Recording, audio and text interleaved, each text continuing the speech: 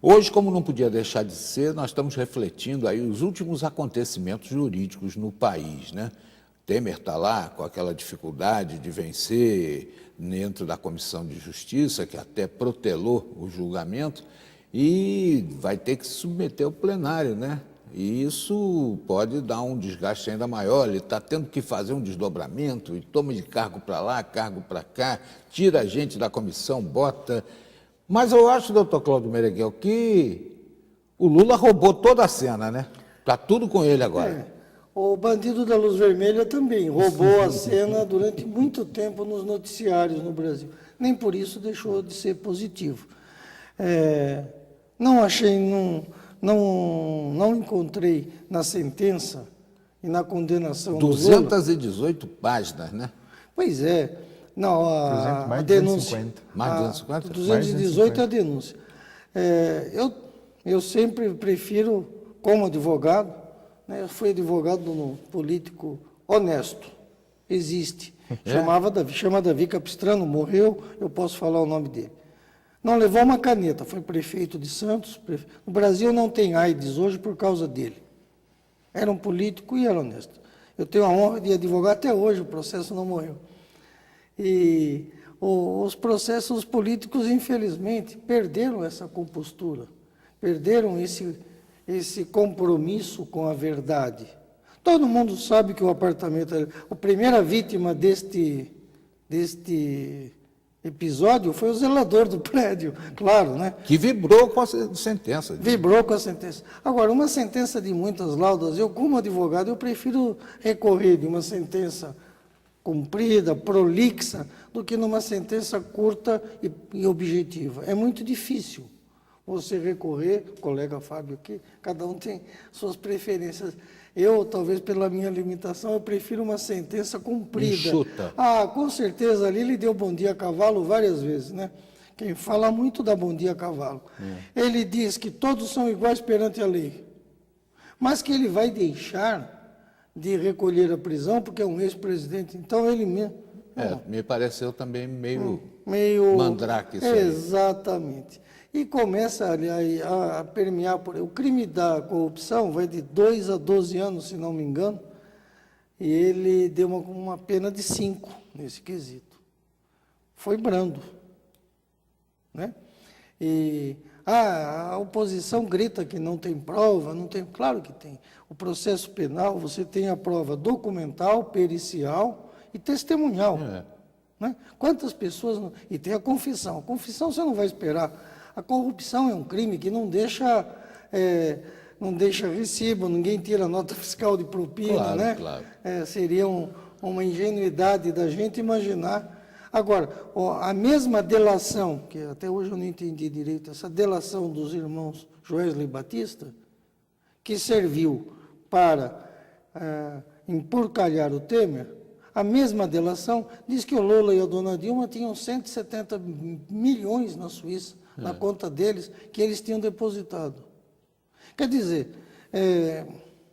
pau que bate em Chico, bate em Francisco. Né? Essa coisa da prova testemunhal ser tão rechaçada aí pelos partidários do Lula, inclusive o Vadir Damu, que foi presidente da OAB do Rio também, né? E hoje é um ferrenho petista, defensor intransigente do Lula, ele fica dizendo toda hora que não tem prova. Como é que é? Eu acho que, juridicamente, acho que isso a gente não tem divergência, doutor Cláudio. A delação premiada é o ponto de partida, né? Quando se começa uma investigação, você vai produzir provas depois dessa delação premiada. Então, por exemplo, essas contas delatadas pelos irmãos Batista, o dinheiro que estava lá já voltou para o Brasil nesse refinanciamento, nesse repatriamento, e hoje esse dinheiro é deles de forma legal, dos irmãos Batista. Então, é uma coisa assim, que eles falaram que tinham e eles mesmos pegaram o dinheiro. Então, essas coisas precisam ficar mais claras com o decorrer da situação. Aí diz que o ministro já foi advogado dele, já usou avião, está tudo complicado isso. Que o recurso que vai ser interposto, com certeza, pelos advogados do ex-presidente Lula, vão bater numa tecla em que utilizaram a delação premiada como ponto final e não como ponto de chegada. Utilizaram a delação premiada como prova em conteste, quanto, na verdade, ela deveria ser comprovada por outros meios. imagino que seja esse um ponto de defesa em relação a esse caso específico. Né? Não tenho conhecimento profundo da tese inteira da defesa do ex-presidente Lula, mas eu imagino que uma das situações que eles vão colocar é exatamente essa, é demonstrar no recurso que as provas utilizadas pelo juiz Sérgio Moro, na verdade, são pontos iniciais que deveriam ser comprovados de outra forma. Doutor Fábio, o senhor está com a palavra e o senhor é um especialista em direito eleitoral. Vou aproveitar para explorar seu conhecimento, porque as pessoas não se conformam de alguém que tenha sido réu e condenado possa vir a ser candidato à presidência da República, se há dispositivos dizendo que o presidente não pode ser réu. Vamos por partes nessa situação. Ele foi condenado em primeira instância, cabe o recurso, isso é natural, legítimo, todo mundo ele vai recorrer para o TRF da 4ª Região, com sede em Porto Alegre, que normalmente tem demorado para apreciar recursos oriundos da Lava Jato, em média, 1 ano. Isso não é regra, eles podem demorar 1 ano e meio, como podem demorar 6 meses. Em média, eles têm demorado 1 ano e 1 mês, mais ou menos.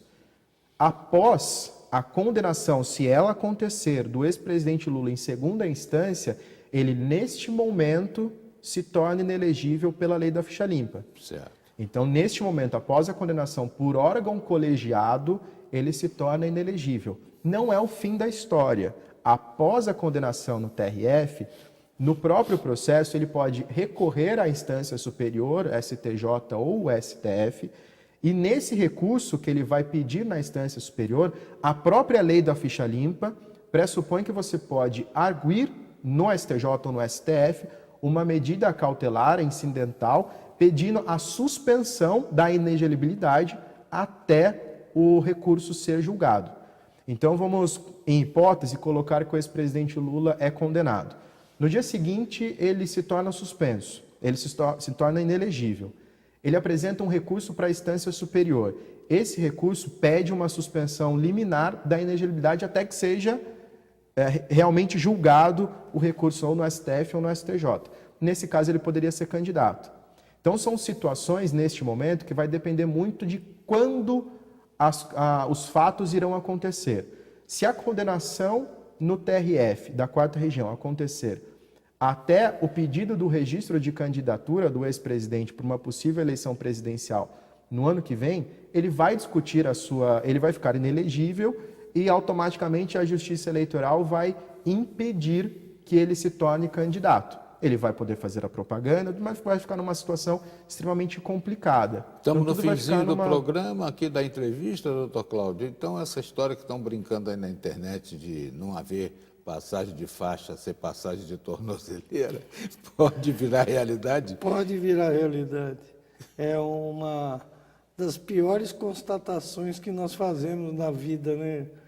Ver um presidente da República que ocupou o cargo o primeiro juiz do país, né? Porque é o maior, primeiro magistrado, primeiro militar, chefe das Forças Armadas, preso, condenado por corrupção, vir a ser preso, né? E encararmos todo esse desgaste, né? Pode ser candidato ou não pode ser candidato, e eu pergunto, ele ainda tem voto, né? Isso é o pior. A pesquisa dá conta de que ele realmente teria facilidade em voltar ao Planalto. Nós agradecemos aqui a presença dos dois juristas, nos trazendo reflexões sobre esse tema que está aí em efervescência ainda agora, né? Principalmente depois da sentença do juiz Sérgio Moro, condenando o ex-presidente Lula a 9 anos e 6 meses, mas com suspensão um tanto estranha, né? A visão dos juristas da possibilidade da prisão imediata na medida em que há recurso e ele ficou um tanto cauteloso para evitar a queima de pneus, quebração de vidraças e coisas do gênero.